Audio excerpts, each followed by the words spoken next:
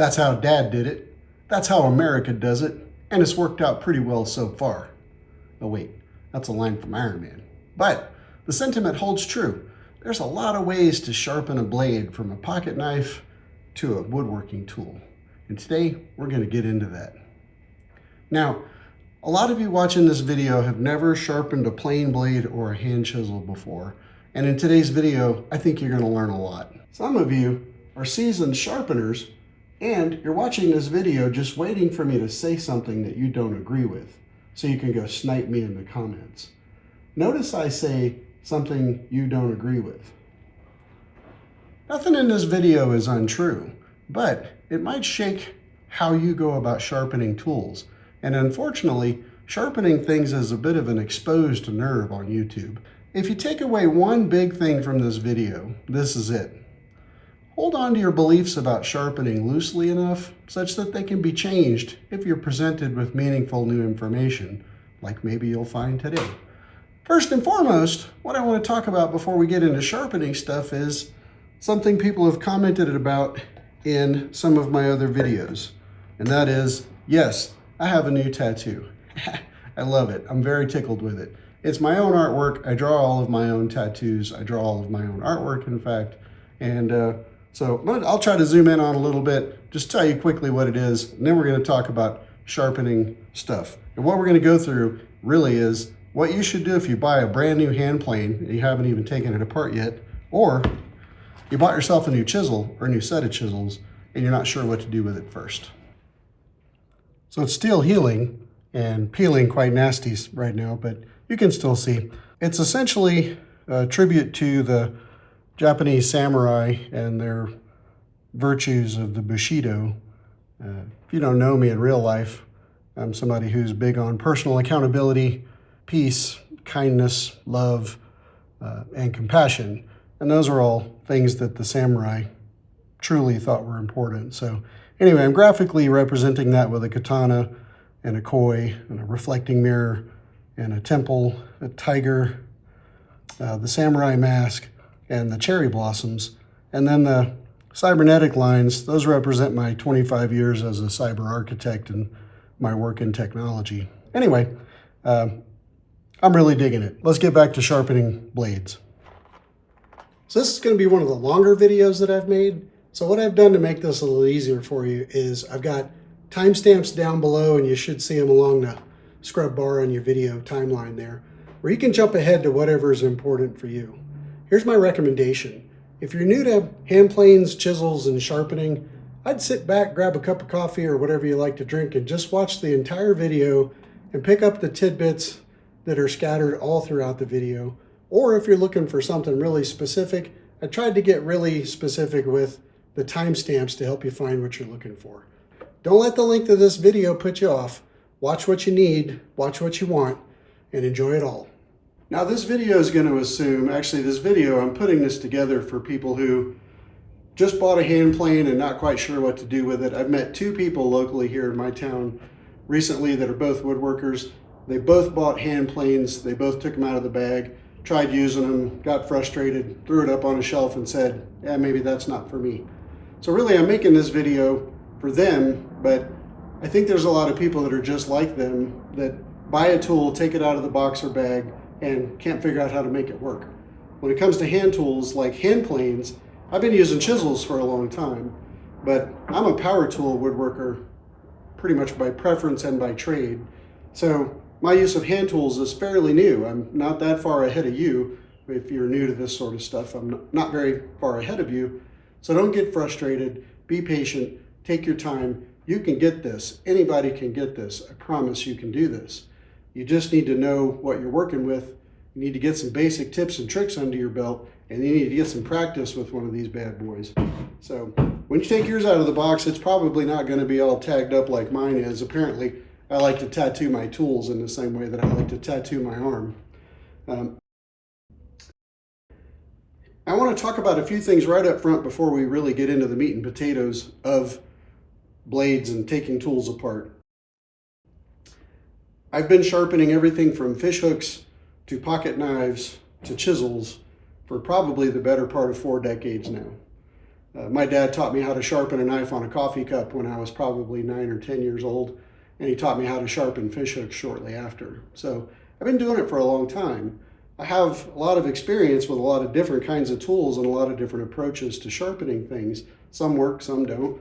Some work for me and some don't work for other people. There's a lot, like I mentioned earlier, there's a lot of ways to sharpen things, and you got to find what works for you. I don't want you to think anything that I'm doing in today's video is like the only way that you can do this, because that's not the case. If rubbing a chisel on the bottom of a flip-flop gets it nice and sharp for you, who am I to question? Press on with your flip-flop and keep doing what you're doing. What I want to do today is offer potentially a methodology and some terminology and some techniques to people who are new to it, who are looking to explore what they might need to get in their own shop in order to get to sharpening. Now there's a billion different things that you can buy, and I'm going to give you a pretty short list. Now the things that I use, they're not necessarily cheap. I have bought, you'll see them here, I have bought cheap diamond plates from places like Amazon before. They work great right out of the box, and then a couple of days later you start to notice they're getting weaker, and so I'm not a big fan of them. That said, you can spend a lot of money on sharpening supplies, and I don't think you necessarily need to. In my recent exploration of sharpening, I've kind of come into contact with a guy named David Charlesworth and another guy named Rob Kosman. I've been watching a lot of Rob Kosman's videos, mostly because I'm trying to learn how to use this thing, and it is tricky. But I am getting better at it every day, and if you practice, you can get better every day too. So the reason I bring up David Charlesworth and Rob Kosman is because I've changed how I sharpen a little bit based on what I've learned from those guys recently. And that's why I said earlier, hold on to your beliefs about sharpening loosely enough that they can be changed if you're presented with new information. Personally, I find this to be an exceptional way to sharpen, and until somebody comes along and nudges me in another direction, I'll probably keep sharpening like this. So I wanted to say thanks to Rob Kosman and to David Charlesworth, who's unfortunately no longer with us, but he still deserves credit for his contributions to the woodworking community. So what you see here is a sharpening station that maybe looks a little low to you. Maybe you're thinking I should be working up here or on something taller or more stable. The reason it's built like this is, again, Rob Kosman advice, is the more you can eliminate joint movement in the things that you're using to sharpen something with, like a chisel, for example, the more you can eliminate all of that added geometry and develop something that can always be repeatable for you, the more you can get good at sharpening by hand and not relying on jigs and tools. Now, there's nothing wrong with using jigs. I have a honing guide. I've used it from time to time. I have a Tormek water-based sharpening system. I've used that from time to time. So there's no shame in any of this. I don't want you to think that anything I'm talking about is what you absolutely must do. I want you to do what A, you're having fun with, B, what you're learning from, and C, what helps you accomplish whatever your goals are in your woodshop. I built this new sharpening station with these pop-up buckets. I don't have a utility sink in my particular wood shop, so when this thing gets full and nasty of gross water and I go to try to take it out of my shop to clean it out, if it's in a little thin tray, I just end up making a giant mess. So I found these little rubber buckets, I think on Amazon, and they work pretty well. They fold down flat so I can sharpen and get a bunch of water in here, and then when I'm ready to clean them, I can pull them up and take them somewhere and clean them. But fundamentally, this sharpening station is built lower, so I can go from my workbench when I realize that a tool needs to be, I don't even really like the term sharpened. Rob Kosman has a term called 32 seconds to sharp, and what he's talking about is keeping your tool sharp rather than waiting until it's so dull that it's useless before you come sharpen it again. So I wanted to keep my sharpening station kind of close to where I was using my bladed tools, and this works for me. You could put this on a small table, or I bolted it to my CNC bench. There's a lot of things you could do. But proximity for me was important because I wanted to be able to make sharpening easy. The harder it is to do something, at least for me personally, the less inclined I am to do it. So by making this easy and available to me, I'm kind of removing my own excuses for not doing something. Maybe that'll help you out as well.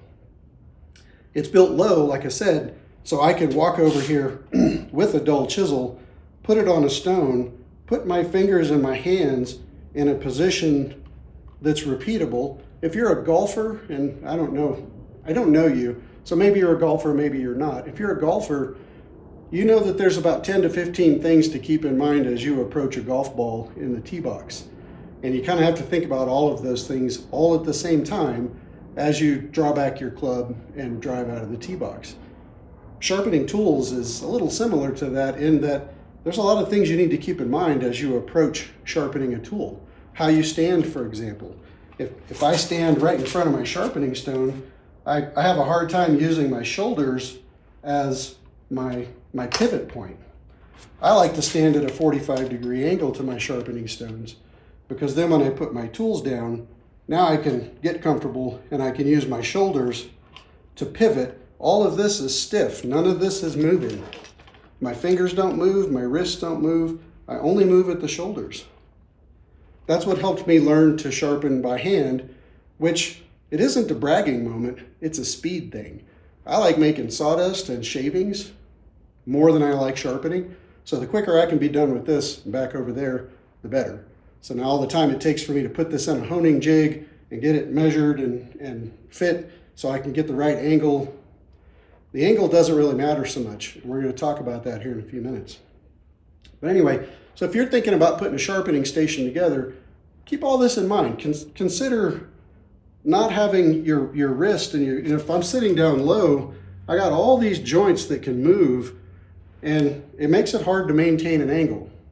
The more you can eliminate variables, the more you can get quickly to a particular angle and get it sharpened the way you want and get back over to the bench.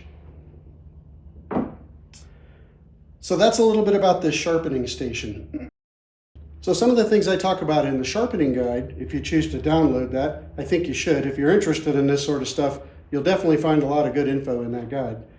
You'll find that I talk about a lot of different kinds of stones, whether it's diamond plate stones or this is a Sharpened colored stone. It's not really something we're going to use in this video, but Japanese water stones that have to be soaked. Oh, check that out. That one actually came apart. So Japanese water stones that have to be soaked. These are some of those cheaper diamond plate sharpening stones that I told you that I didn't really care for. They just don't last. And then there's the Sharpened glass, which I use a 8,000 Sharpened glass and a 16,000. And so let's just jump straight to the chase here on some of this stuff, because you could be like me and waste a lot of money buying a lot of crap that you're never going to use. Or honestly, what I want to do is I want to show you what I sharpen with. And if you're new to this, this is a system that if you can swing the cost of this stuff, will serve you for years, work really well, and keep up with your skill as your skill improves. So those three things are this combination. So this is a diamond plate. This is a 300 grit on one side, 1,000 grit on the other side. I got this one from Rob Kosman. You can also get the Trend brand. I think you can buy them on Amazon. I like buying it from Rob Kosman because his team actually verifies that these are flat and verifies that the scientific approach that is used to attach the diamonds to the plate actually binds all the diamonds in place. So to me, it's worth the extra money to get it from somebody who's already made sure that it's going to work well when it lands in your shop. So this is a 300 grit one side, 1,000 grit diamond plate stone. I use, like I said, the 16,000 grit and the 8,000 grit Sharpens. The reason these are beneficial that I like this is their glass series. So this white part is the cutting material, and it's been bonded to a glass plate. The reason I like this is that if you're using a water stone, they get dished really quickly and you have to flatten them, which basically you're grinding all the stone away until it's flat again. And they don't last very long if you're going to be doing that. And with the Sharpened glass, you can flatten this all the way down to the glass and use every bit of this stone. And these last longer than you think, but they do wear out. So I like the Sharpened glass, particularly because of the float glass. Now I also buy these Sharpened holders, and I don't really know specifically, I'm guessing here. You could correct me in the comments if I'm wrong. I think Sharpened takes misprint glass from their manufacturing process and they stack it inside these soft rubber sleeves, and they sell these as sharpening holders. Now they're pretty heavy, so they don't slide around on you, and they've got rubber stops in them such that they hold a sharpened stone so the stone doesn't move around, and that's helpful. Once you start to get close to a flat back or a sharp edge, stuff you're sharpening is going to start sticking to the stone, and it forms a suction. And then if you don't have something like this, your stone's walking all over the bench and you're just going to get frustrated. That said, here's the 3 stones that I would recommend to a new sharpener. This combination 300-1000 diamond plate, a 16,000 grit Sharpen, and an 8,000 grit Sharpen.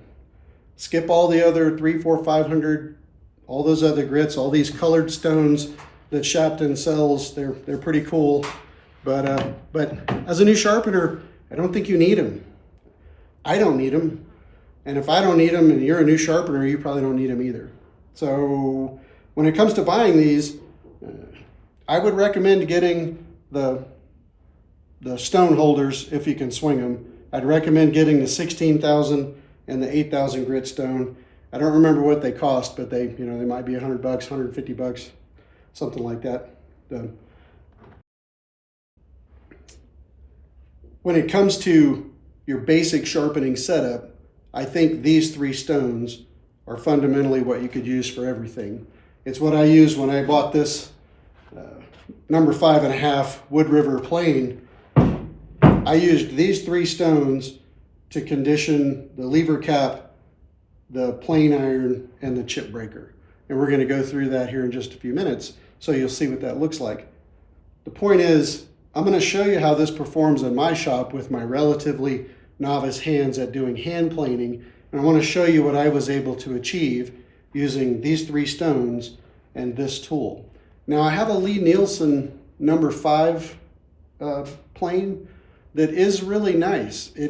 They're the Cadillac of planes, I think. It's a very nice plane, but it was also very expensive. This one was quite a bit more affordable, this Wood River, and I was able to drive down to my local woodcraft store and just grab it out of the glass box and bring it home. You didn't have to mail order it and wait a week for it to show up, so that was kind of cool. If you're new to hand planes, and again, I want to make sure it's clear, I'm no hand tool expert, but I've been around tools my whole life. If you're new to hand planes and you're thinking about buying a hand plane, honestly, this number 5.5 Wood River, it's probably the first plane you should buy and the only plane you're going to need for quite a while. So I hope that helps. Okay, next up, we're going to talk about how to take a hand plane apart, and we're going to talk about the components of hand chisels, why that matters, and then we're going to kind of get into sharpening them. After we sharpen them, we're going to go through the process of putting them back together, and then we're going to go over to the bench and I'm going to show you how they perform. If you have questions about what I'm talking about, or you want a deep dive on any of this, please drop a comment and let me know. I read every single comment. I reply to most of them. I really enjoy the conversations that we have down in the comment section. So strike up a conversation with me. In the meantime, let's get to taking some tools apart. So one of those guys that I mentioned earlier that picked up a new hand plane, he took it out of the bag and went to trying to make shavings with it on his workbench. And because it was coated in all that oily gunk that comes from the factory, it just got all gummed up and turned into a giant mess. And he was really bummed out. When it comes to a new hand plane that comes out of the box, the first thing you're going to have to do is take it apart and do some preliminary setup and tuning on it before you can actually take it to the bench and use it. Now this video isn't specifically a deep dive on hand planes, so I'm going to really quickly run through what I did on this one and probably make another video down the road where we deep dive what I did to it specifically and show you exactly how I did it. So for now, let's start by talking about chisels, because in this video we're going to sharpen chisels and plane blades. Chisels come in a couple of different formats. You can get bench chisels, you can get mortising chisels. I'm not really going to cover mortising chisels today. Sharpening them is fundamentally the same as sharpening these, but what I wanted to explain, again, because I've had friends who didn't know, for example, that you could take this kind of chisel apart. You could take this handle off. They know that you could take this handle off because they'd be using it and this handle would fall off and they would drop their chisel on the floor. So I want to make sure that you know the difference between these two. This is called a socket style chisel, and the wooden handle plugs into this metal socket, and that's all that holds it together. It's kind of an ingenious invention because you can pound on this with a mallet, and then when you need to, you can still... There it goes. So you can see you've got a socket and the handle. The handle just goes on and it's held in by pressure. So when you're carrying your tools around the shop, if you have socket style chisels, get in the habit of carrying them like this. Don't carry them like this, especially if you're like me and you work in a shop with a concrete garage floor, and this is about 3.5 feet off the floor. For me anyway, I'm built like a yard gnome. Doesn't matter. When this comes out of here and falls, and trust me, it will, this is headed straight for the concrete. It's not a bad design, it's just something you have to be aware of. These are Lee Nielsen chisels. I think they're probably, by the way, let me just stop here and say that YouTubers out there that say Lie Nielsen, please stop doing that. The guy's name is Lee. It's pronounced Lee. It's Lee Nielsen. Don't believe me? Go to their YouTube channel and watch some of their videos where they talk about Tom Lee Nielsen. Okay, sorry. Thanks for the rant. I appreciate that. These are the Cadillac of chisels, as far as I know. I've had these for years. They've served me well, and I love them. That said, I discovered these recently. After I started watching Rob Kosman's videos, I decided I wanted to buy some of his tools. So these are IBC chisels. This particular one is a 17-degree narrower angle for softwoods. But that's not really the point of today's video. There are socket style chisels and there are tanged style chisels. Now, one of my friends has some of these, not IBC, but he has some tanged chisels, and he was trying to pull this handle off and he was trying to beat it off because he thought, because it was a tanged chisel, that it was just press fit in there. That is the case with like mortising chisels, but in some chisels like this one, when you see a shiny cap like this, this is kind of a clue that this chisel is actually screwed together and you can take it apart. Now, why would you want to take a chisel apart? I'm just going to take this completely apart so you can see all of the components if I can get my hand in there. So here's all the parts of a tanged chisel. So why would you want to take the handle off of a chisel? Well, these get in the way when you're sharpening, and they can also get dirty. The liquid stuff that develops when you're sharpening, that's called swarf, by the way, S-W-A-R-F, swarf, however you say it. Anyway, that black stuff gets on your chisel handles. It's difficult to get off. It makes a mess. Best thing to do is when you're sharpening, take off the handles, put them away somewhere safe, and only work with this piece. Same thing for this guy. We're going to take this handle and set it aside. But first, I'll show you. So with these IBC chisels and a lot of other tanged chisels like this, they're somewhat adjustable. They have a threaded rod on this end with the cap and a threaded rod on this end that holds the chisel. So when you put them in, you can get a nice tight fit with how everything goes back together. If you end up, my favorite thing about these chisels, actually that's not true. One of the things I really like about these chisels is you can pretty easily make your own handles. And if your own handles are a little longer or a little shorter than these, you can just adjust these other pieces and it still comes together beautifully. And now you've got a tool that you've customized yourself. So if you're into that sort of thing, keep that in mind. So we're going to take these and set them aside for now. Okay, so now we're down to a tanged chisel and a socketed chisel. These are really what we want to sharpen. These can be completely cleaned with a wet rag. That black, gray, nasty swarf comes off of them real easy, and then we can put them back together when we're done. Here's a key thing I want to talk about in this video. I know you don't know me in real life, but I spent a career in the Air Force as an F-15 crew chief. I worked around a lot of precision equipment, precision tools, precision engines, precision weapon systems, all kinds of high precision stuff. And then I proceeded to get a job in engineering, and I spent the rest of my life in engineering. I appreciate when things are designed well. This chisel follows early, proven design approaches. It's a great chisel, and it works really well. I don't want to take anything away from any of these chisels. These are all great.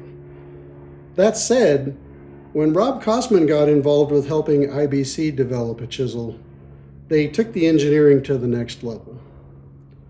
When you're sharpening a chisel, this is going to sit flat on your sharpening surface, and this shoulder has the potential of getting in the way and rubbing on your sharpening surface. And then you're going to end up tearing up the Lee Nielsen USA markings under here, putting a bunch of scratches in your chisel, and you're just going to be really disappointed with yourself. There's this shelf portion here, this triangular portion, that is designed to allow you to flatten the back of the chisel even beyond this part of the chisel before you start running into the shoulder and tearing it up. That's pretty cool. Rob Kosman and IBC took that concept all the way to the end of the tang. This chisel is perfectly flat. I shouldn't say perfectly flat.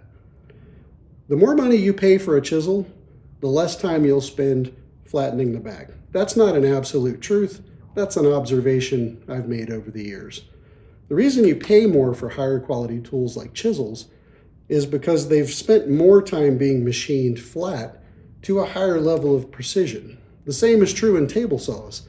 If you buy a $2,500 Harvey table saw like I did, the reason why it doesn't cost $5,000 like a Powermatic is because the precision in the flatness and the tooling and the tight fit of the nuts and the hardware has been relaxed on the Harvey in order to meet a price point. Powermatic wants to make high-end tools that last a lifetime, and so they pay more for the manufacturers in Taiwan and other places to meet higher engineering standards, hence the higher cost. Anyway, I digress. When you buy a more expensive tool, you're paying for someone who's spent more time getting this tool to come to you in closer to perfect shape. Every chisel you buy is going to need to be dressed, cleaned up, flattened, and made sure that it's ready to go to work. What I really like about the IBC chisels is that when I flatten a back, I can polish this entire back, and I don't have to worry about any of this shoulder or the tang rubbing on my sharpening stone and tearing up my expensive sharpening stone, or getting scratched and boogered up and making me sad because I just boogered up an expensive, pretty tool. So I think this engineering approach is fantastic. So Rob Kosman, if you ever hear this or you ever see this particular part of this video, just know that I really appreciate this level of engineering. And if you buy these kinds of chisels, you'll appreciate it too the first time you spent a few hours flattening backs and you realize that they're flat all the way across. Okay, enough on that. When it comes to sharpening chisels that are brand new out of the box, a lot of people go straight to thinking about the bevel. Let me go put this on a grinder, or let me put this on a stone, and let me get this sharp, and then I'll be ready to use it. That's not how it works. The first thing you need to do when you get any new chisel or any new plane blade is you need to approach the back first. So here we go. A little quick geometry lesson for you. What makes something sharp? The answer is actually quite simple.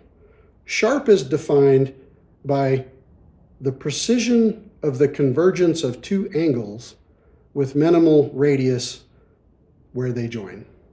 What does that mean? Two angles that come together with no curve where they meet. That's the definition of sharp. So in order to sharpen something like a chisel, if you only sharpen the bevel, you've only sharpened one of those angles that needs to converge. If you haven't done anything with the back, it's never going to perform the way you want it to. So what makes the back of a chisel underperform? It's the tiny little scratches from the machining in the chisel. When you buy a brand new chisel, it probably won't be shiny like this one. It'll probably have some lines going this way in it. And if you were to look under magnification, those lines go all the way to the end of the blade and right off the end of the blade. And if you'd looked at it like this, you wouldn't see a flat blade, you'd see a serrated edge where those scratches create little peaks and valleys in the edge. So in order to get these two angles to converge precisely, you've got to get rid of all of the scratches in the back of a chisel and a plane blade. Now I want to make a point here. Getting chisels ready to go and getting plane blades ready to go have some similarities, but they also have some very significant distinctions that you need to be aware of. Let's just talk about that now. When it comes to chisels, they need to have a flat back all the way from the shoulder to the tip of the blade. Why? Because when you're paring wood,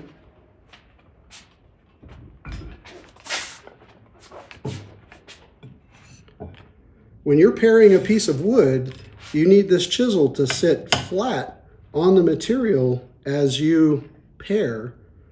And if it's flat, the chisel won't dig in like this and it won't get pushed away from the wood. If you've got a nice dressed cutting edge, it'll cut straight, and this flat back acts as a guide to help you. Yes, I know Stumpy Nubs made a video a few years ago about putting a back bevel on a hand chisel and why he thought that might be useful. Personally, I think that video is clickbait. I don't like it. I wouldn't use it. I wouldn't recommend it to you as someone who's new to chisels or hand planes. So the key thing for you to take away from this is that a chisel never gets a back bevel on the back of the blade. Plane blades, that's where they're different. And we're going to talk about that in a little bit. So you need to polish the back of this to get rid of all the scratches such that where they meet up here at this edge, there aren't any scratches creating that serrated knife edge. Once that's done, you can move to addressing the bevel, and you can get these two angles to converge in a way that creates an incredibly sharp tool. Now, here's something that blew my mind. The angle of these two sides that converge really doesn't matter.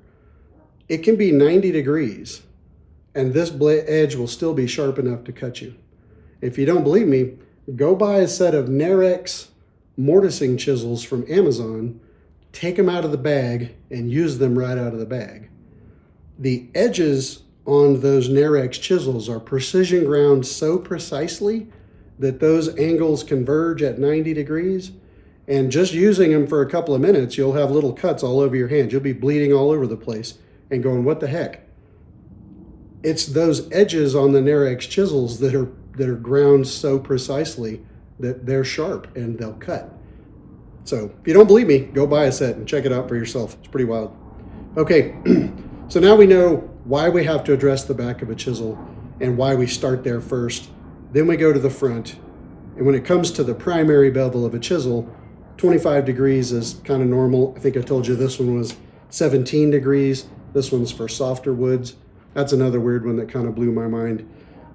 Why would you need a shallower angle for softer woods? The answer is that softer woods, the wood fiber, this is not a softer wood, this is hard maple. I'm just using it because I have it. If you don't know this already, wood has a grain structure running through it that are basically like hollow drinking straws. If you look at the end, especially of something like a red oak, you can actually see the openings of the straws. And so when you're paring or slicing a piece of wood, when you're cutting this way, for example, you're cutting all of those straws cleanly, or if your chisel's dull, you're pushing them out of the way and you're pushing them to the point where they just get crushed and ripped and torn. And yes, torn is where tear out comes from. When you're working with softwoods like pine, let me just grab a pine board. When you're working with softwoods like pine, these vertical fibers, they're really soft. That's why it's a soft wood. They're very porous and they're very easy to move around. If you have a dull tool, you can still cut this, but what you're doing is pushing those fibers out of the way and crushing them to the point where they tear. If you really truly want to slice these so you get that beautiful patinaed edge even on the end grain, you need not only a really sharp tool, but a lower angle creates more of a shearing force to slice through those fibers and leave a nice clean result behind. Sorry, a little breakout lesson there. But that's why chisels are sold with lower angles like this one. So we talked about tang styles. We talked about the value in taking the handles off before you sharpen them. We talked about how to approach sharpening chisels. I'm going to show you how to basically take a brand new chisel that you just bought and do everything that I just mentioned. But before we go there, we're here at the bench. Let's talk about hand planes while we're here, and let's talk about how to take this guy apart to be able to get at the blade to be able to sharpen it. Like I mentioned earlier, this is not a deep dive video in everything in hand planes. If that's something you're looking for, I'm happy to make that video. I think I'm only a little ahead of you in terms of learning hand planes, so we could all learn about this together. This is called a lever cap. This is what is spring-loaded and holds this entire assembly into the plane. Some important things about the lever cap is that this edge needs to be pretty flat, and there are ways that you can dress this to get it flat. Again, the more money you pay for a hand plane, the flatter this will be when it gets to you. Not perfect, but closer.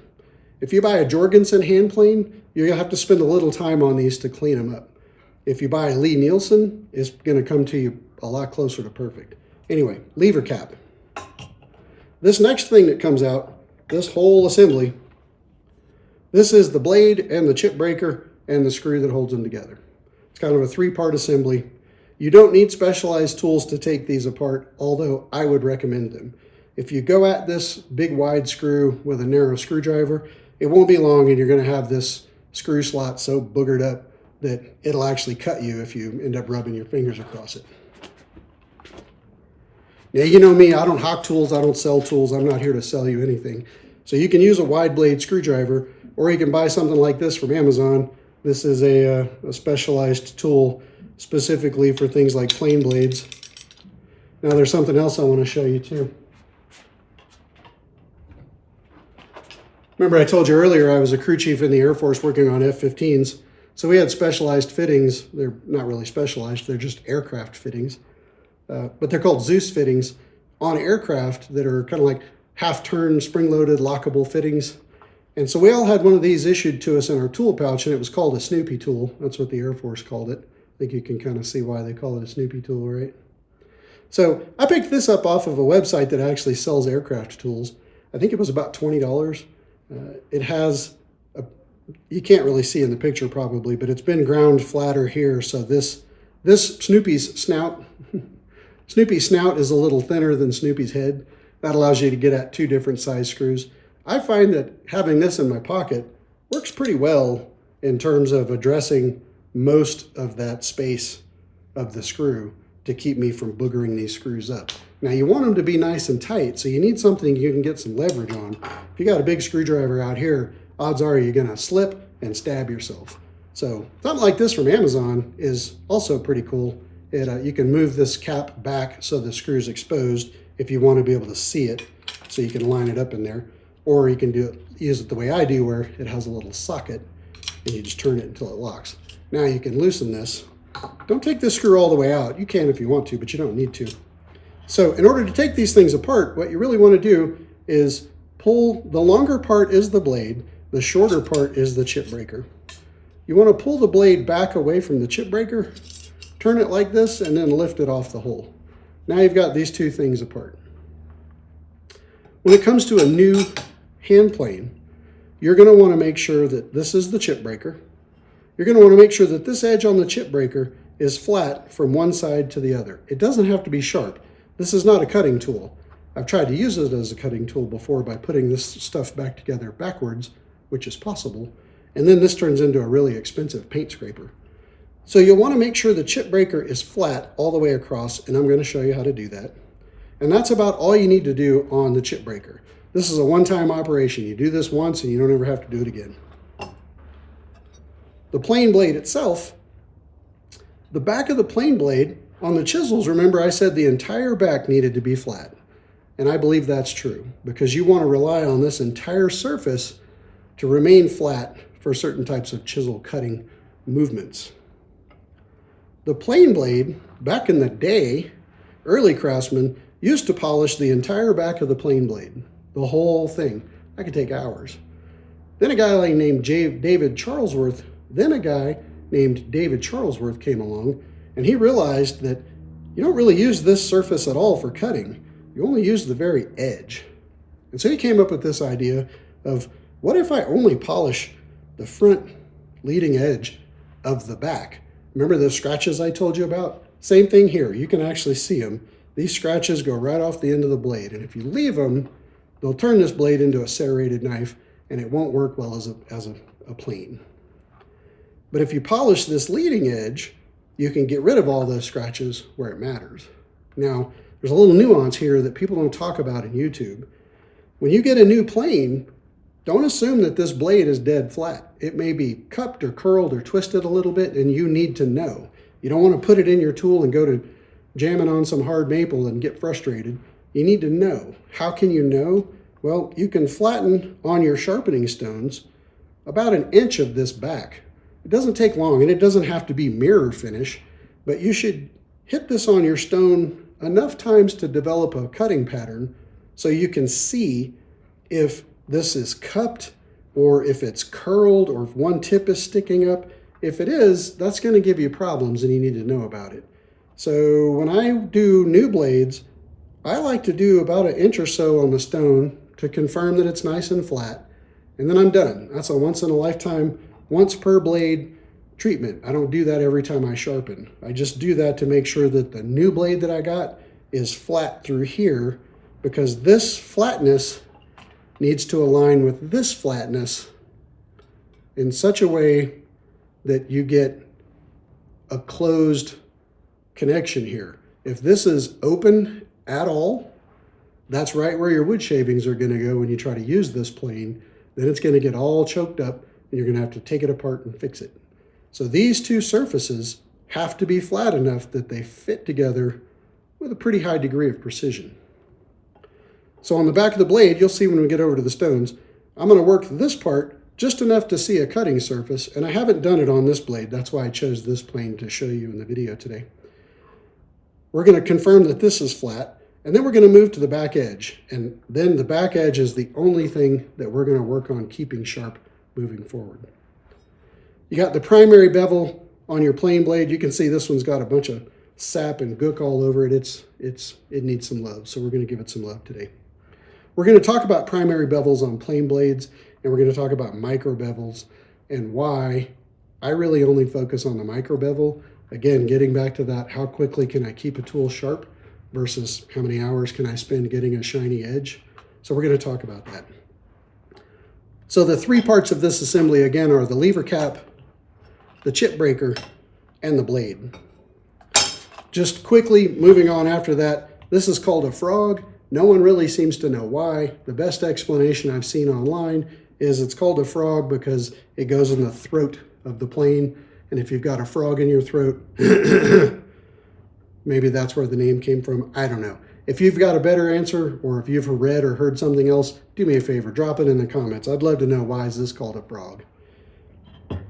So not really going to get into a lot of hand plane stuff, but I do want to tell you that when you buy a new plane, this opening, this mouth opening, it's probably going to have some milling defects to it that you can feel with your fingernail or your finger. And you're going to want to remove those with a really fine file. You don't want to go to like boogering this up too badly, but if there's little burrs sticking off of this, it's going to dig into your wood and it's going to leave tracks in the finish of your wood, and you're going to be wondering, where's that coming from? So I'll probably do a deeper dive video, or go search for Rob Kosman on YouTube, what to do with a new plane, and he'll teach you how to dress this up so it's nice and flat, nice and smooth, there's no burrs biting anything, and you're good to go. So we're not going to spend a lot of time on planes because this video is about sharpening. Now we're going to take what we've taken apart. Notice that we're down to nothing but metal components that we can take over to our sharpening station and start to sharpen. So let's do that next. One of the benefits I like about having the sharpening station a little lower is that when I'm flattening the backs of chisels or plane blades, I like to sit down because it's going to take me, I don't know, 20 minutes to an hour, depending on what I'm doing, how many I'm flattening. So I like to get comfortable. It's one of the cool things I like about having this lower sharpening station. Okay, so when it comes to sharpening, let's start with chisels first. And I want to go through just a couple of other supplies because we haven't touched on them yet. I like a spray bottle with water. If you're like me and you're going to use these sharpened glass stones, these are what they call splash and go stones. They don't need to be soaked in water like the traditional Japanese water stones. These you can just splash with water and use them. I really like that. What I don't like is rust.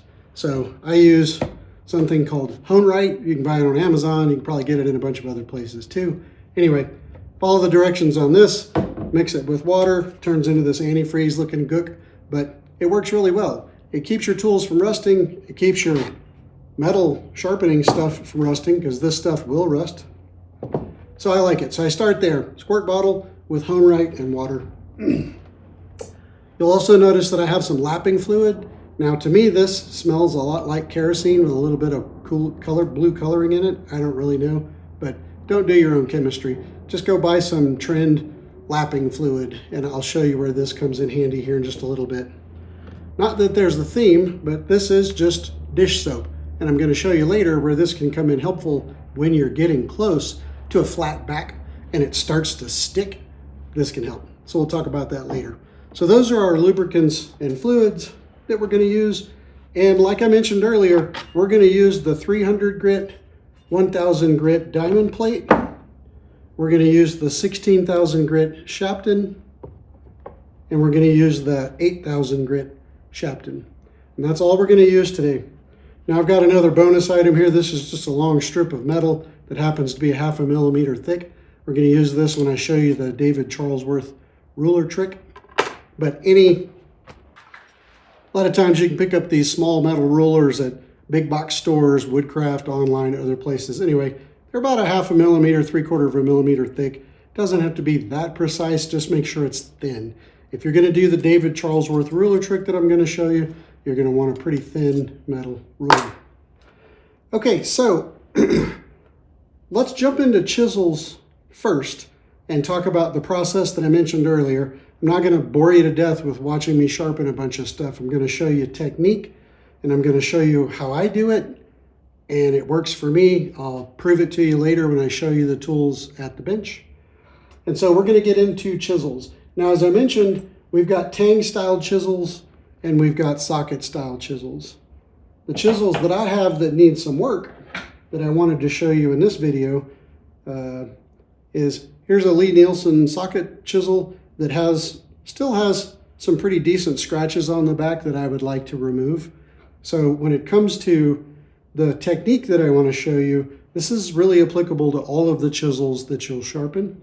And I've also got another camera right up there that I'm going to use for overhead shots to kind of show you what I'm doing. All right, well, I didn't realize that my secondary camera had died, so I'm going to have to mix things up and change things up a little bit.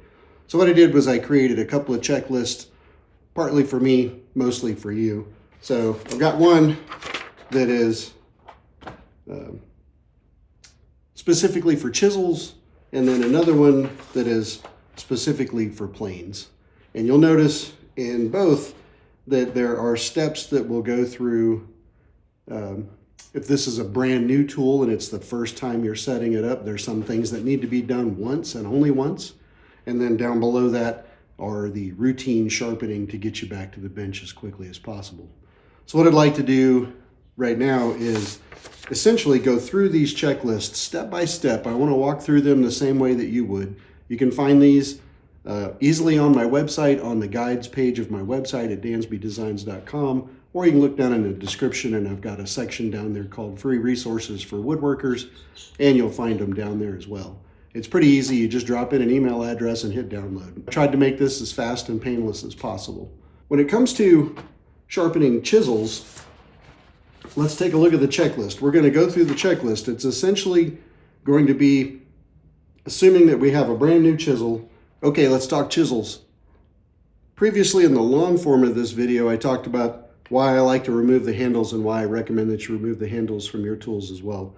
I'm also going to post this as specifically a chisel sharpening video, so some of this might sound a little duplicative. I like to remove the handle from the chisel, mostly because I don't like for it to get dirty with all the swarf, and I just find it easier to just deal with just the chisel itself. So we're going to be working with this Lee Nielsen chisel. It's already been sharpened before, but I want to go through the process and show you what I do, what I've learned recently, and how you can apply this checklist to your own sharpening of chisels. Just as a bit of a recap, I'm using a combination 1000 grit, 300 grit diamond plate. I use the 300 grit diamond plate for flattening my Sharpened water stones, and I use the 1000 grit for preparing new tools and doing certain sharpening activities on particular parts of blades. So in this video, we're going to be using a Sharpened 8000 grit stone and a Sharpened 16,000 grit stone. These are the glass stones that I spoke about earlier in my other video, where I like these because they're mounted to the cutting surface is mounted to a piece of glass, and as these dish and you need to reflatten them, you can use all of this stone right down to the glass before you have to buy another one. I really like that.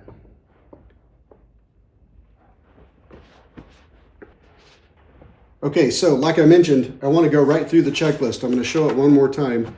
I would encourage you to download this, print it, and keep it next to your bench. If you're new to chisels, and I'm assuming that you are, you wouldn't be watching this video, this kind of a checklist can help teach you a process that will work in your shop. And all you need to do is repeat. Here's your workout. You just need to get some reps on this workout, and it won't be long, and this piece of paper can go in the trash. You'll have it figured out, and you'll be sharpening your tools in no time, and back to the bench where you really want to be hanging out. So I'm going to go through this checklist pretty much step by step and do my best not to deviate from it with any little tricks or anything else, because I want to show you what this checklist does and what it can do for you. So step one is to flatten the Sharpened glass stones. That's these two guys. If you bought them brand new, you don't need to flatten them yet.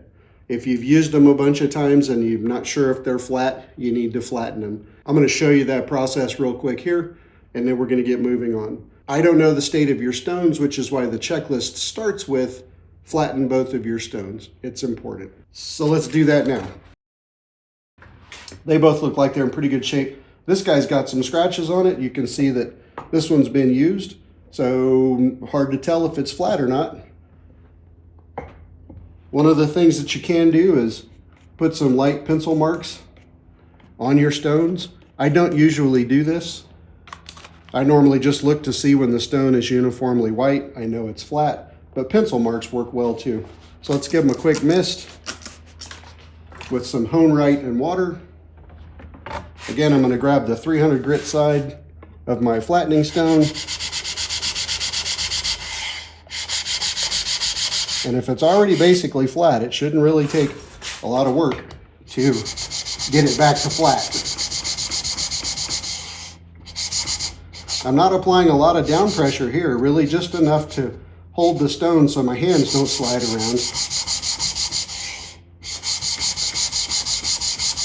And because of the suction, I like to turn 45 and come off the stone.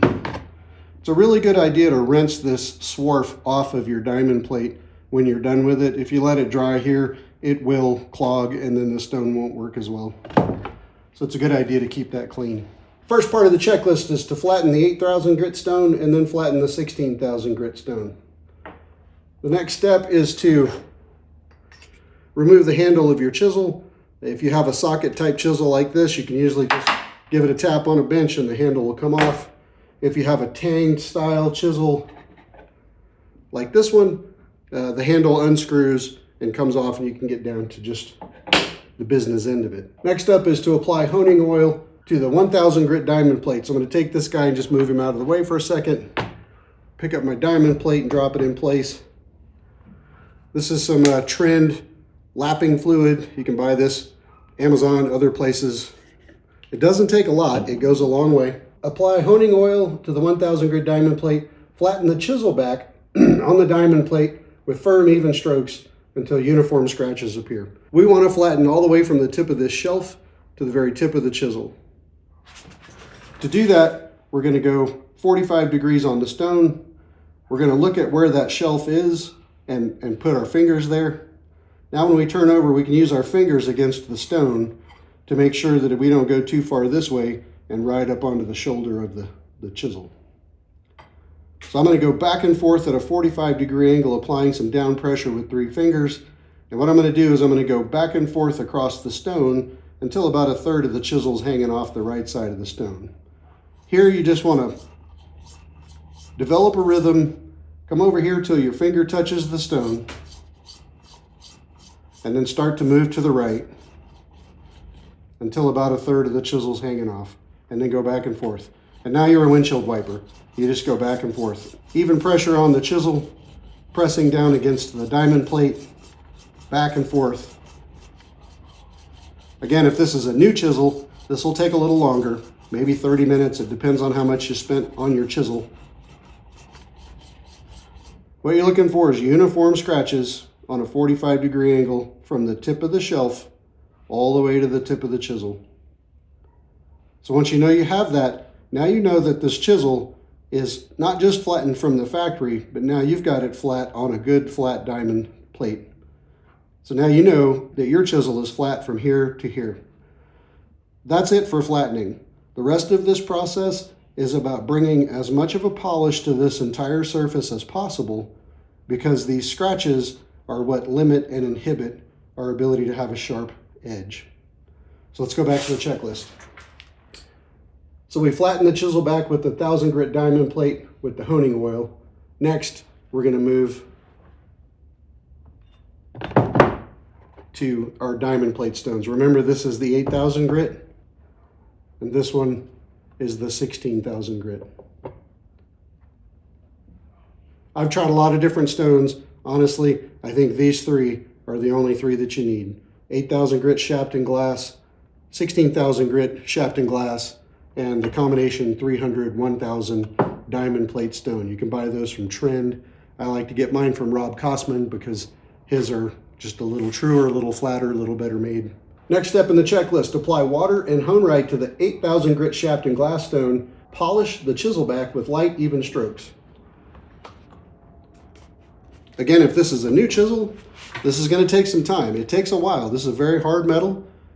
Sometimes they're cryogenically treated. The Rockwell hardness could be 57, 60, 61. These are hard. And these stones, they cut well, but they cut slowly. So go slow, take your time, enjoy the process. Again, same process. I'm going to find the tip of that shelf, and I'm going to put my fingers there. I'm going to flip over on the stone and use my finger as a bumper against the edge of the stone, 45 degrees. And I'm going to do the same. Oh, what we got going on here? Something's wobbling.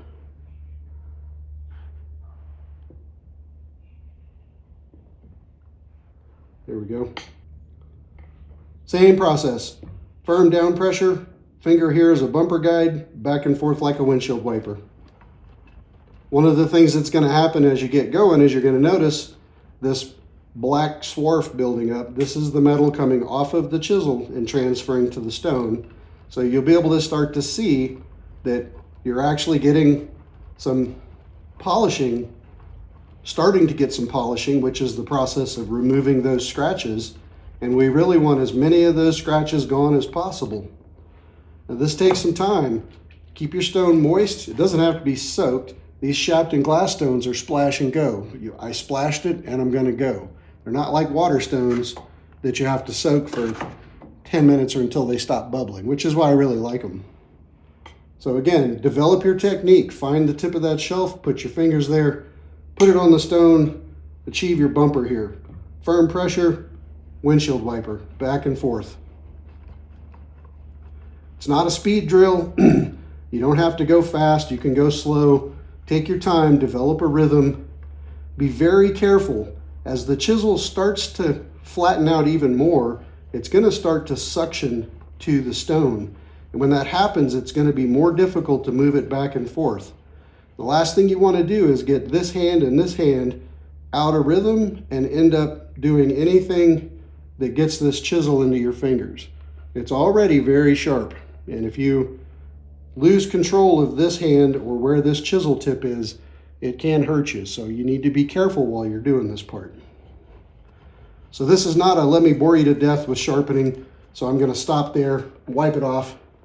What I want to show you is that we're already starting to achieve a level of shine. We're already starting to thin out and remove those fine scratches. And what we want to do is keep going on the 8,000 grit stone until these scratches are almost entirely gone. Next up on the checklist, apply hone right to the 16,000 grit and polish the chisel back. So that's over here. Again, just a light mist.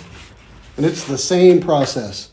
Find your shelf, use your fingers as a bumper, 45 degrees, and windshield wiper back and forth. This process is going to take some time. On a new chisel, even a good quality chisel like a Lee Nielsen or an IBC chisel, this usually takes me about 30 or 40 minutes to get the level of polish that I'm looking for. Now, if you're not used to this, you're going to get tired. Your shoulders are going to get tired. You're going to need a break. This is not some contest to see how fast you can flatten a chisel. To me, this is about being in the shop and spending some time with my tools and taking care of the things that I've paid good money for. So I don't mind that this process takes a while. You're going to keep going. Already we're starting to see that the chisel back is getting shinier. Now it's up to you how shiny you go. These slight scratches aren't the end of the world, but if you want a truly sharp chisel, you really need to remove any of the scratches that you can visibly see, because those scratches that go off the end of the chisel blade are developing a serrated edge out here and disturbing the convergence of these two angles. I like to take the time to polish this as much as I can. Back to the checklist. Okay, so we've polished the back. Now we're going to move on to sharpening the edge. So we're going to apply water and hone right to the 8,000 grit stone, and either using a honing guide or freehand, I'm going to show you freehand, hold a slightly elevated angle above the main bevel and work until a slight burr is felt on the back. With a brand new chisel, you might want to do this step on the 1,000 grit side of your diamond plate. You're going to need to remove a little bit more material on a brand new chisel in order to develop that burr. This chisel's been previously sharpened, so I don't need anything that aggressive. So again, if you have a brand new chisel right out of the bag, you might want to do this first step for the micro bevel on the main bevel on a 1,000 grit stone. So now, you might be thinking you probably should flatten that stone, and you're not wrong. What I'm going to do is flip it around 180 degrees, and I'm going to focus on using this other side for just a moment. Now, when I sharpen backs, I like to sit down, and when I sharpen bevels, I like to stand up. I'm not really much taller when I stand up, but it helps me get the right angle with my tool, the stone, and my joint position. I don't want to be moving at the wrists or the fingers. I want everything to happen in the shoulders. So I grip the chisel the same way every time. All four of these fingers wrap over and the thumb applies side pressure. I figure out where I want to be here. I drop onto the sharpened glass, find the main bevel. Now, however wide the chisel is, I'll apply as many fingers as I can. Any fingers that don't fit go in this hole and around the back to lock everything up into one complete assembly. This whole assembly moves in small circles from the shoulder, not from the elbows, not from the wrists, but from the shoulders. So I'll find that main bevel, apply some pressure with these fingers, raise up 3 or 4 degrees, and make small circles.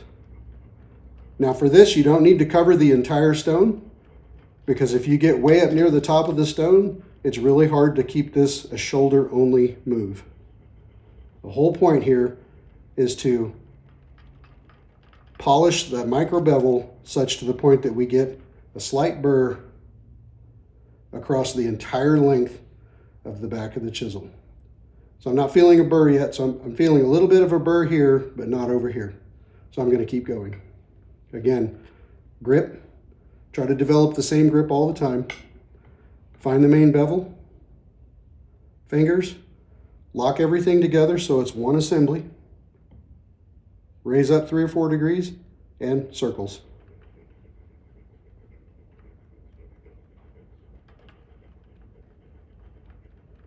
A new chisel will take longer, and once you get your chisel sharp, you'll get to the point where you can do this in probably a minute or less.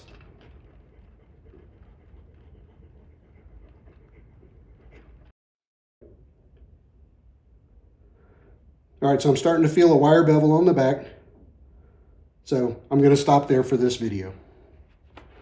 Back to the checklist. Move to the 16,000 grit shaft and stone, hold the same elevated angle or slightly higher for 10 to 30 seconds. So here we go to the 16,000 grit stone. Rather than flattening it, I'm going to flip it around again. Same process. I'm already starting to see a shinier micro bevel here on the very edge. I don't know if I'll be able to get it on the camera or not. I'll kind of have to move around and wait for it to glint. What I'm seeing is that the bevel is not perfectly flat. It's a little bit angled. That's the downside to freehand sharpening. But it's not the end of the game. That's totally okay. Okay, here we go. Same grip. Find that main bevel. Fingers. Lock it all up into one assembly. I like to approach my stone from a 45-degree angle. It's just more comfortable for me. Now I'm going to raise up that 3 or 4 degrees, and I'm going to raise up just a little bit higher. Because now the real point is to get rid of the scratches at the convergence of those two angles. If we can do that, we can achieve an incredibly sharp chisel. Like the checklist says, you want to go 10 to 30 seconds. And then take a look at your edge. We already know we have a burr on the back. I think I just took it off. We already know we have a burr building up on the back.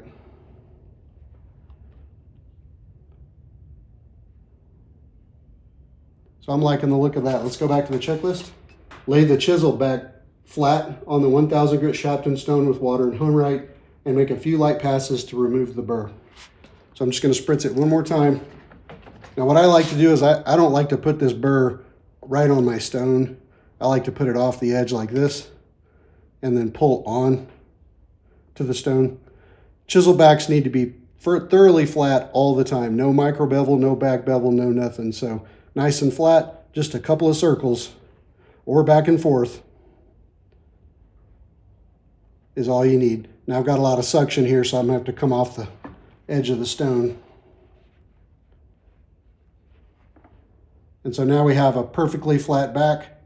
We have established a micro bevel. We've removed the burr. That's looking really good. I'm liking the look of that. Okay, so that concludes the section for new chisels. This chisel is ready to go back together and be used at the bench.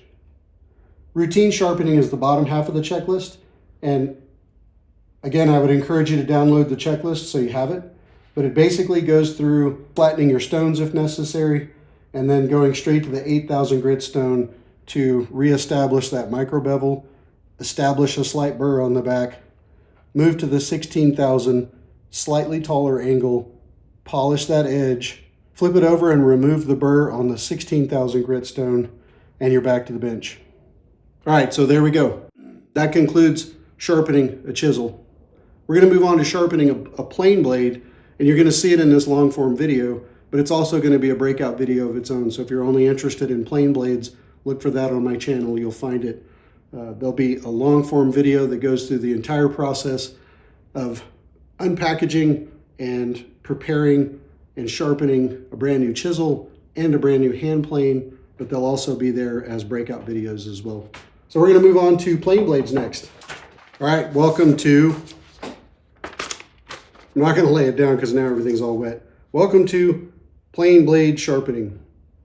Again, there's a checklist in the description. This is part of a long form video that I made, and it's also going to be broken out into a short form for people who are scared off by long videos. We're going to go through this checklist step by step. You can find this guide on my website at dansbeedesigns.com. There's a guides section right at the top of the page. It's real easy to download these. I would encourage you to download one and print it out and keep it on the bench next to you. Once you've taken your plane apart a few times and gone through this process, you'll have it memorized. You'll no longer need the paper, but this can be a good coach to give you a process to follow. And that's what we're going to do today in this video. As part of this video, we're going to go through the checklist step by step so I can show you how this works.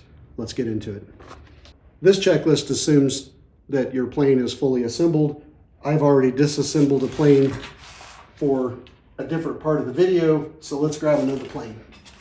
So here's a nice little number 4.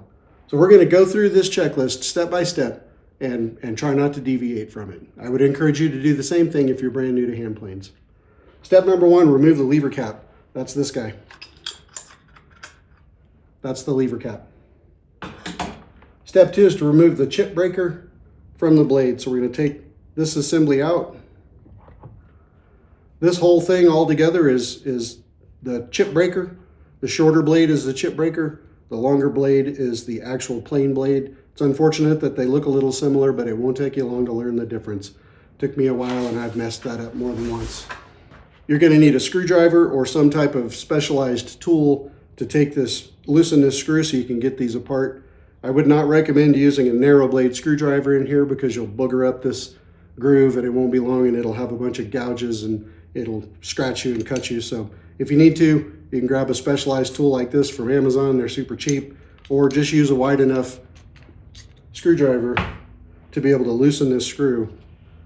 To take these apart, you really want to twist like this and then pull back to the hole and separate them. Now you have the chip breaker and the blade. Let's go back to our checklist. Color the leading edge of the lever cap with a marker. So this checklist is broken into basically two major sections. One, this is a brand new plane that you've never done anything with before. So there's some one-time prep that has to be done. And the bottom half of it is routine sharpening, where you just want to get back to the bench and back to planing, and it skips all of the one-time stuff. So right now we're going to treat this as if this was a brand new hand plane, and we're going to go through the top part. Color the machined edge of the lever cap with a marker. I think I have a marker. So this being the lever cap, what I'm talking about is this leading edge right here. So let me move this out of the way. What we're going to do is just use a marker, and you don't have to paint the whole thing, but you really need enough marker ink here so you can see what's happening during the process. Next, it says work the leading edge on a 300 grit diamond plate until the marker is fully removed. And what we're talking about is the marker from edge to edge. It doesn't have to be entirely edge to edge, but it should be pretty close, and I'm going to show you on this one.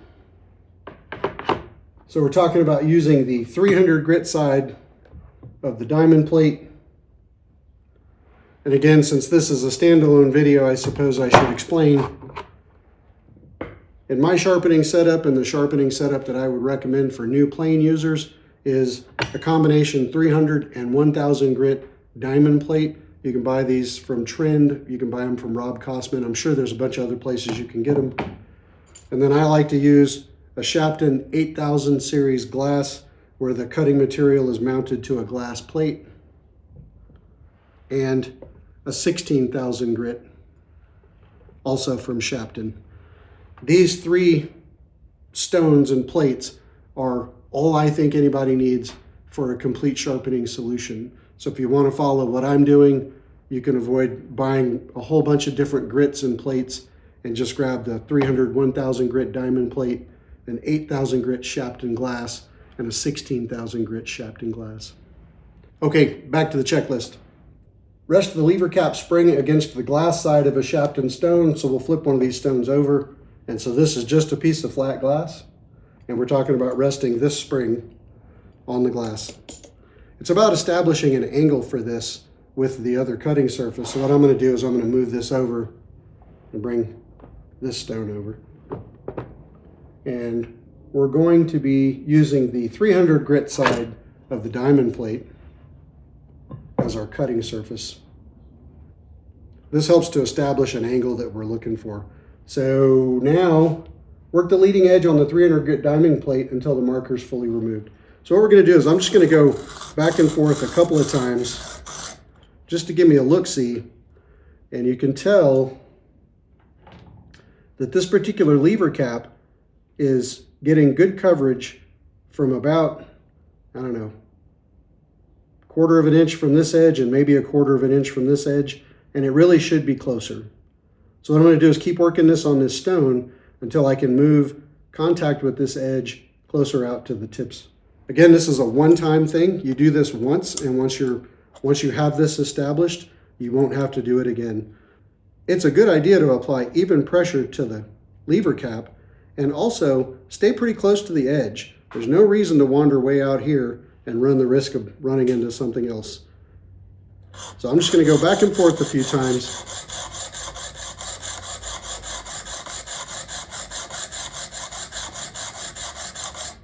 Now we'll stop and take a look. So now we can see we're getting better. I covered up my marker. Now we can see we're getting a flat edge closer to the end. We're about, I don't know, 1/8 of an inch maybe, and pretty close to, that's interesting. I think this one needs a little bit more work. So I'm going to do just a little bit more work and then we're going to press on. Again, spring against the glass of a sharpening stone. Even pressure on the lever cap and back and forth.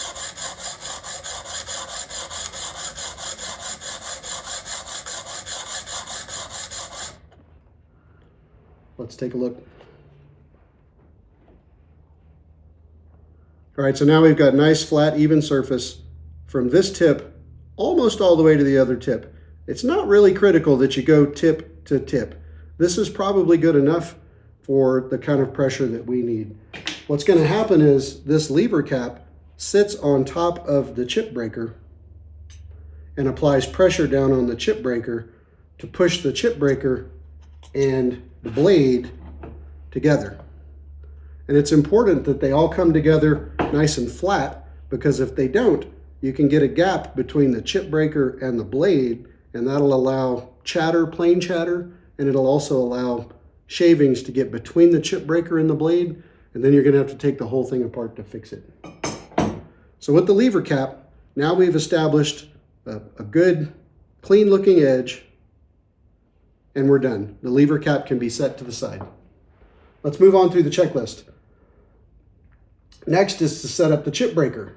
We're going to color the machined edge of the chip breaker with a marker. Same thing we did before. And again, you don't have to color the whole edge.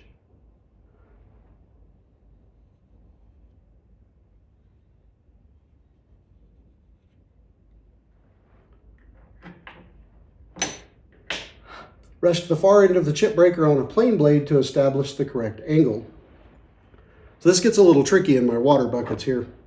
So for this next part of the chip breaker again, this is a one-time thing. Once you get the chip breaker set, you don't have to do this again, but you will need to remove the screw from the chip breaker in order to be able to achieve the right angle here. So what we're going to do is, let's see, rest the far end of the chip breaker on a plane blade to establish the right angle. Again, if you're working on a totally flat surface, you'll find this a little easier. I have to get a little creative with what I do, so I have to move things around a little bit. Let's put a plane blade down. So what we're going to do is we're going to ride the back of the chip breaker along the plane blade, and then put our 300 grit diamond plate here. Now the goal is kind of like we did with the lever cap, is we want to grind away at this edge until we can confirm that we've got a nice flat surface from edge to edge. Pretty similar process as before, where we want to stay pretty close to this edge of the stone. We want to apply even down pressure, and we want the heel of the chip breaker to ride along the plane blade here. So again, just going to make a few passes to see what we're working with. You can see, hopefully you can see in the camera that we're going from this edge almost all the way to the other edge. So I'm going to work this a little more to establish a nice shiny edge from this edge to this edge of the chip breaker. Depending on how much you pay for your tools, some of this work has been done for you at the factory, and so you can get through this process a little quicker.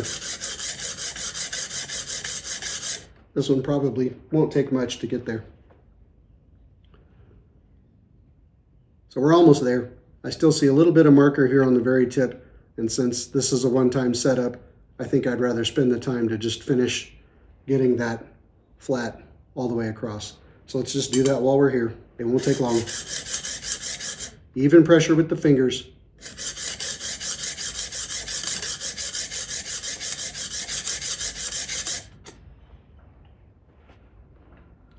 And there we go. We're going edge to edge with a nice shiny surface. And remember, this edge is going to mate against the back of our plane blade, and these two surfaces need to be flat. If they're not flat, if there's an opening in here at all, this is the first place that shavings are going to go while you're trying to use it. You can also take a look at this. If you just pinch them together like this and hold it up to a light source, you can look through this tiny little sliver here on the edge and look for light gaps along the leading edge of the blade. You flip it over and look from the other side. I think this is looking pretty good. One thing to be aware of, depending on how much work you had to do to get this chip breaker flat, you may have raised a burr on the bevel side of the chip breaker, and you'll want to remove that. This chip breaker doesn't have to be polished, but it should be smooth enough that it doesn't interfere with shavings that are coming up this ramp and getting out of your plane. So if you've raised a burr here, actually I have raised a little bit of a burr, you'll want to put that on your stone and find that bevel, raise up just a little bit, and just make a few circles to remove that burr. It's important that this feel nice and flat. There's still a bit of a burr right here. So I'm just going to drop a tiny little bit of lapping fluid on here. I'm going to find this edge again, raise up just a little bit.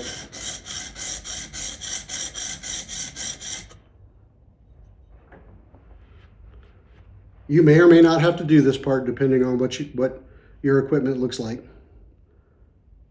So now I've created a little bit of a burr on this edge, which is normal. It's normal for this metal to fold each way, and you'll need to learn to detect it with your fingers and remove it. So we're just going to go back to this assembly for just one or two passes, and let's see how we're doing. Still a little bit of a burr there.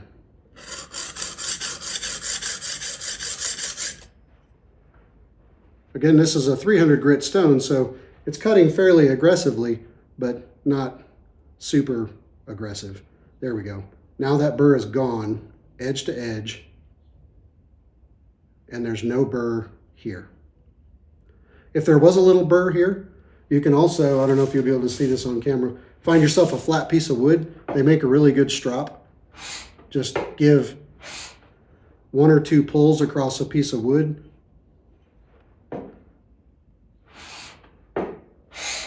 Again, you want this to feel nice and smooth. There we go. The chip breaker is done. Back to our checklist. So now we're going to move to the blade, and step one on the blade is to prepare the back.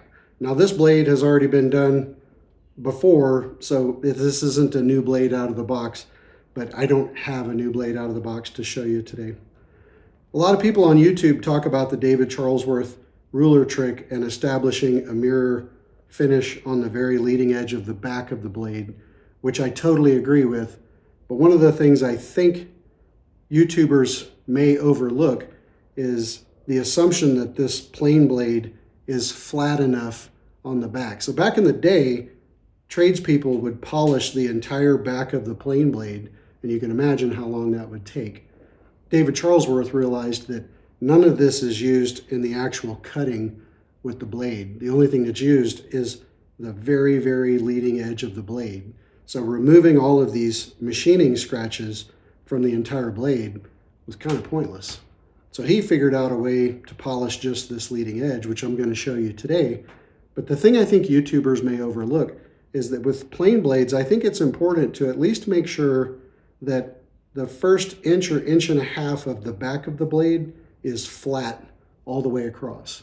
The checklist is going to show you how I do that, and I would recommend it. It only takes a couple of minutes. It's a one-time thing. You're only going to do this once to just confirm that the plane blade that you got is flat. So let's go back to the checklist. Lapping the plane blade back. Apply lapping fluid to the 1000 grit diamond plate and work the first inch to inch and a half behind the cutting edge. So let's move some things around again.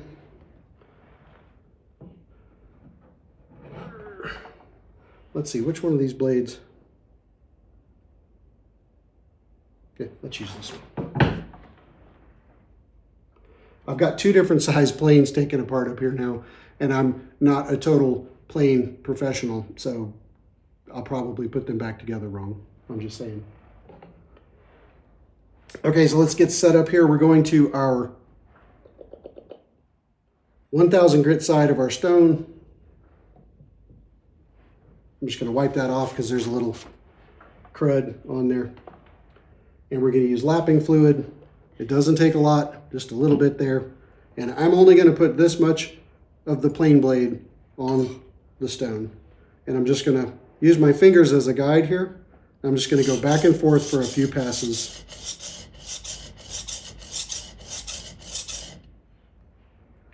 So you can see that's how much of it I actually scrubbed. Now I can take a look at it and I can see that for this particular blade, it looks like it's a little high on this edge and a little high on this edge. So it might be worth taking the time with a little lapping fluid right on the edge here to see if we can apply some even pressure here.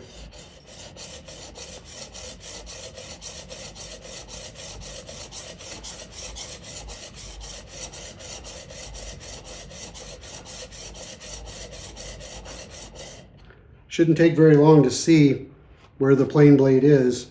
And now we're starting to see a pattern emerge. We're starting to see that there's a low spot in the center of the blade here. We're getting good scratch contact here, really good scratch contact here, but not right here. So I'm not going to bore you with this by showing you how to completely flatten this, but if I were you, and this is my plane blade, off camera I'm going to take the time to make sure that this inch to inch and a half is geometrically flat before I move on to the next step. But in this case, for this video, we're going to go ahead and move on. So we're going to assume that we've continued until uniform scratches appear across the flat surface of the back of the plane blade. And once we get that done, that is essentially the end of the one-time setup for a plane blade, a lever cap, and a chip breaker. What we're going to go through next is essentially what it would take to sharpen the blade routinely or for the first time. So the checklist starts with basically taking the plane apart. We're going to skip that part because we've already done it. So we're going to take a minute before we move on to the blade to do a little bit of maintenance on our stones. We've been using them for a while, so it's a good idea to keep them flat rather than waiting until they're really bad, in really bad shape, and then deciding to give them some attention. So I'm going to use the 300 grit side of my lapping plate. You just wipe off some of this lapping fluid. I'm going to use the 300 grit side of the diamond plate to bring my 8,000 grit stone back to flat.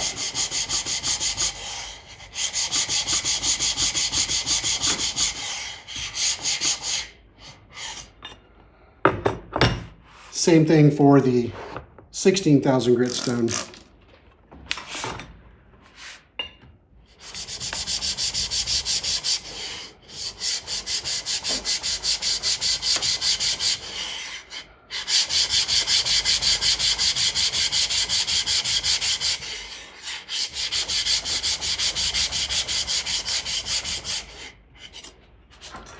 Again, remember, wash this swarf off of your stone with a water bottle, squirt bottle into some trash, or take it inside and wash it with some warm soapy water.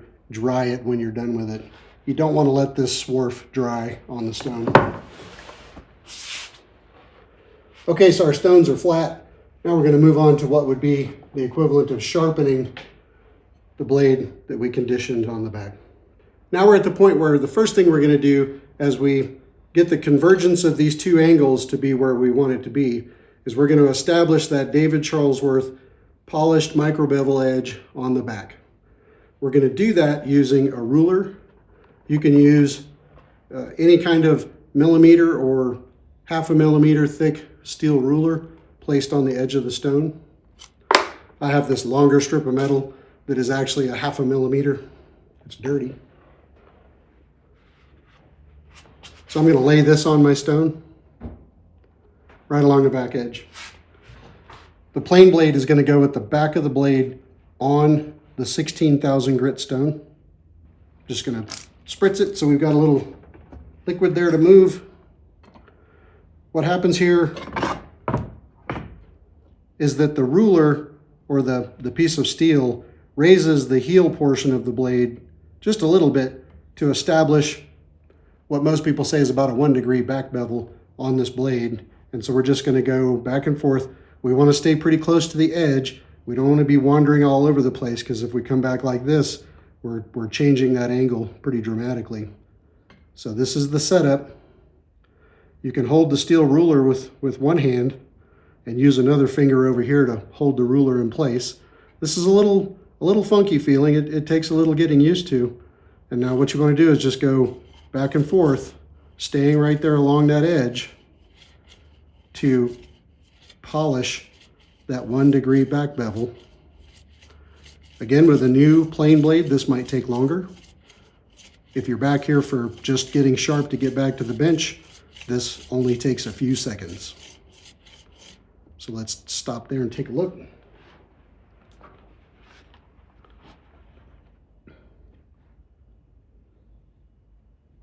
So we've got a pretty good mirror finish on that secondary bevel, that back bevel, almost all the way across. I think it could be better here. So I'm going to go a little longer. Make sure that your ruler stays where you want it. Make sure that you stay near the front edge of this stone and just keep going back and forth. Try to apply even pressure with all 3 of your fingers that are sitting on the blade.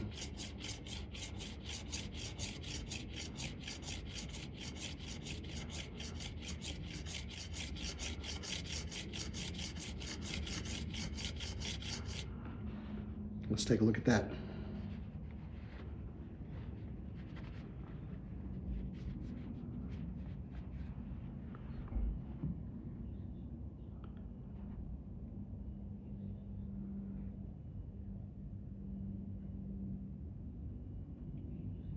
So I think what's happening is, given that there's a little bit of a dishing effect here in the middle of this blade, that we're getting a really good polish over here, decent polish over here, but not much in the middle. I think I would keep working this, but I'm not going to bore you with that. You'll want to keep doing the David Charlesworth ruler trick on the back of your plane blade until you notice a shiny edge that looks like this one here at this tip that goes all the way across the blade. That's important. What this polishing does is it removes these machine scratches, which turn the end of your blade into a little serrated knife under a microscope.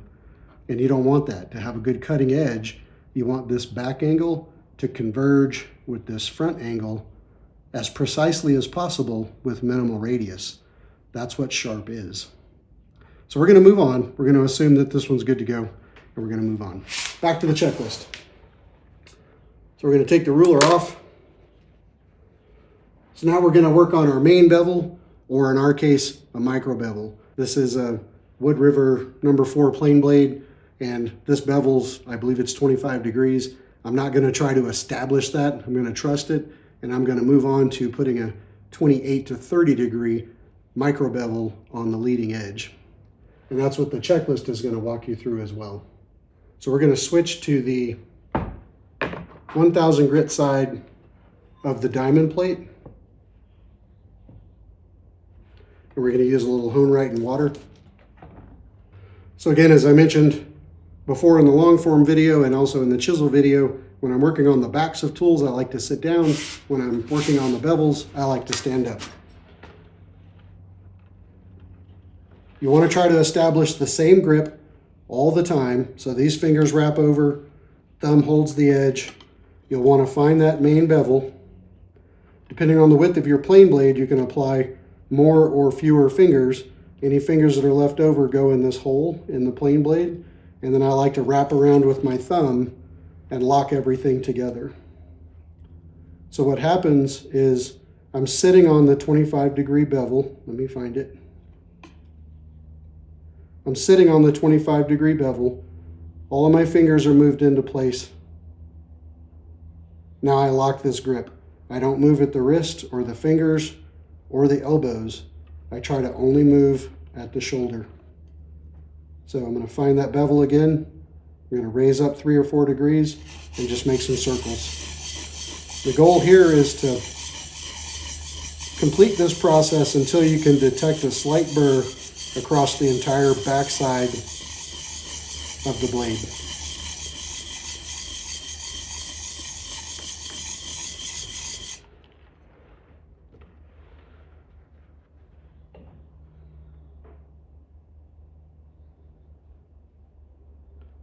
All right, so I've got a burr, basically a wire, the edge of the metal's been folded over, and you can feel it with your finger. And it's important that that burr go from the very edge all the way across to the very edge. Looking good. Now we're going to move to the 16,000 grit Sharpen.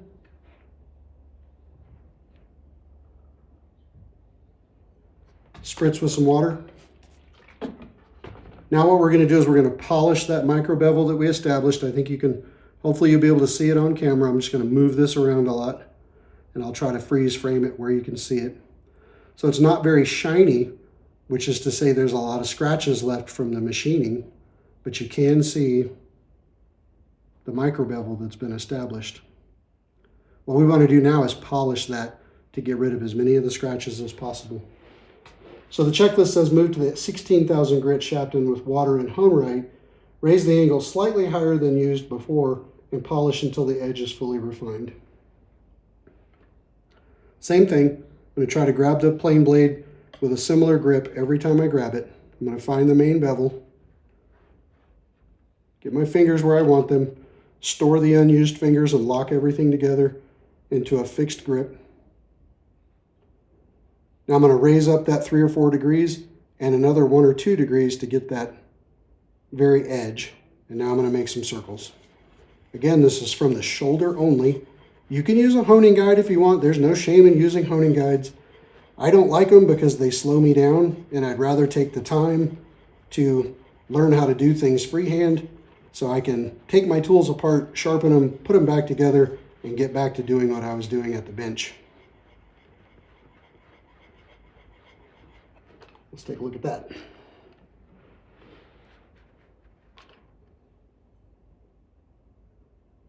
So I'm still feeling this burr all along the back, and that's what we want. We didn't do anything just now to disturb that burr. What we did was polish the leading edge, that 28 to 30 degrees of the plane blade.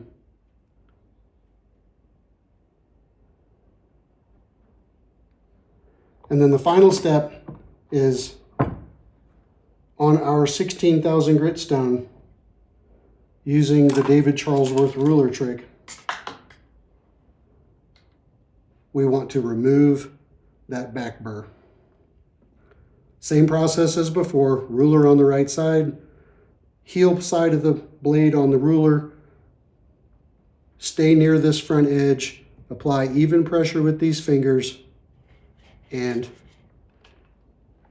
I'd like it a little wetter than that.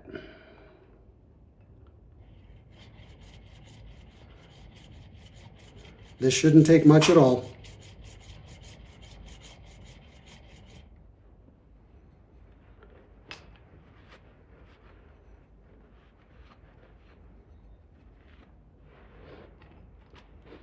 Now we have our highly polished back bevel on the back of the plane blade. We have our primary 25-degree bevel that we really didn't do much with. We have our 28 to 30-degree micro bevel on the leading edge. Nice and shiny, highly polished all the way across. And finally, we used the David Charlesworth ruler trick to remove that burr from the back. This plane blade is sharp and ready to go back in your tool. Very nice. This plane blade is complete. It's ready to go back in the tool and ready to head over to the bench. So last bit of this video, we're going to head over to the bench. I'm going to show you a little bit about how these tools are working, show you what this process has done for me.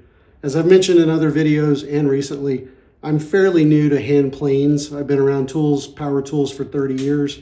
I've used chisels for a long time. But the precision in my woodworking these days is encouraging me to introduce things like hand planes for more precision. So I'm only a little more experienced than you are at this process, which is why I built myself a checklist and why I'm sharing this checklist with you. I think if you follow something like this and get rid of the chatter on YouTube about the 8 million different ways that you can sharpen something and just trust a process, you'll be up and running in no time. I'll meet you over at the bench. Okay, chisel, sharp. I walked through the entire process. If you watched the long form video of taking the handle out, preparing the chisel, sharpening the chisel, putting it back together, and sharpening it. Now the real question is, how'd we do? So hopefully you have downloaded the checklist that I followed and get some use from it. Let's see what we get. This is a piece of soft pine that has essentially been cut on the chop saw. So we're just gonna stick it in a vise, and pairing operations, I think, are one of the ways to see if a chisel is nice and sharp. I mean, if you put this down on an edge and pound on it, you're gonna cut through just about anything. But what we wanna see is, if we just apply some down pressure, so we took all the time to flatten this back, so now we can rely on it with our thumb, keeping our fingers out of the way. Now we can rely on it to help us actually pare into the wood. This is a soft pine, so it's actually harder to pare than hardwoods because the fibers get crushed. So now we can just apply some down pressure, and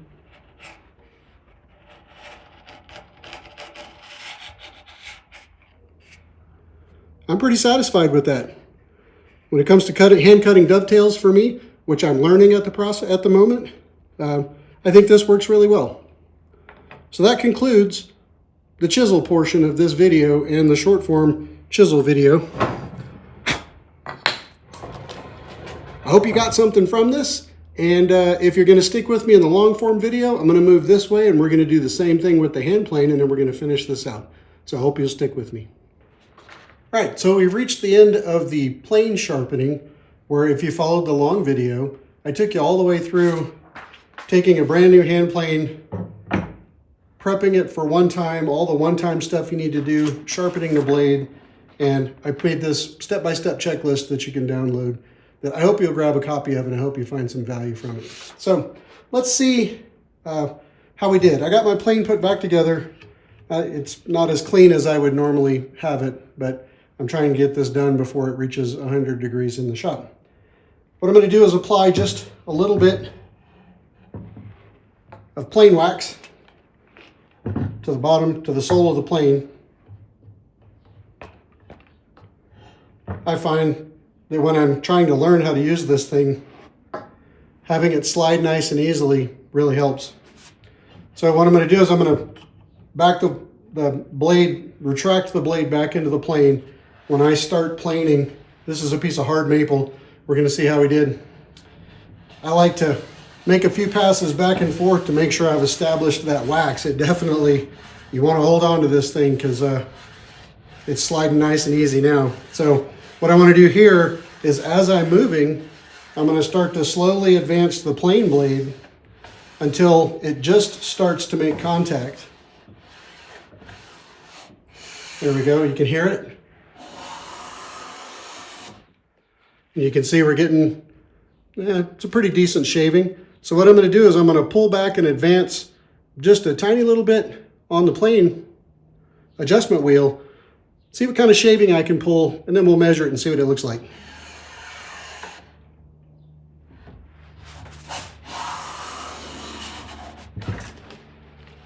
All right, so that's pretty much a full-length shaving. These tears on the edge tell you that plane tracks or other things, or the board isn't perfectly flat yet. But this is a pretty good shaving for a beginner. I'm pretty proud of that. We'll go in inches.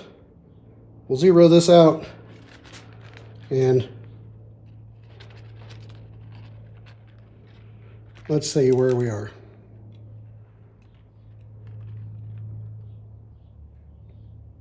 That's not bad for a guy who's fairly new with a hand plane. That's using the guide that you can download.